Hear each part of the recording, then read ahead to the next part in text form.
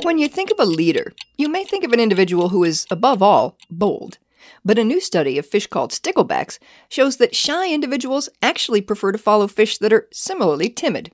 Researchers had trios of sticklebacks with known personalities play follow the leader. The fish were placed in a tank that had some plastic plants at one end and some food hidden at the other.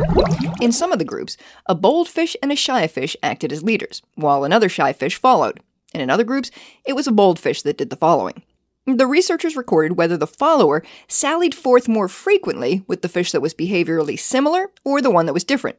What they found is that shy fish were more likely to emerge from under cover when an equally wary fellow was already out there. Bold follower fish did not seem to care as much which leader they followed.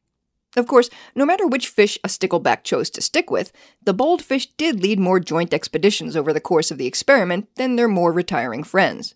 That's because the bold fish initiated more trips, regardless of who might be tailing them. The findings are in the journal Biology Letters. The researchers write that when offered a choice of leaders, sticklebacks prefer to follow individuals whose personality matches their own. But bolder individuals may, nevertheless, be able to impose their leadership, even among shy followers, simply through greater effort. We may soon see if such tendencies also hold true in humans when Americans decide who they'll follow in November. Unless, of course, something fishy happens.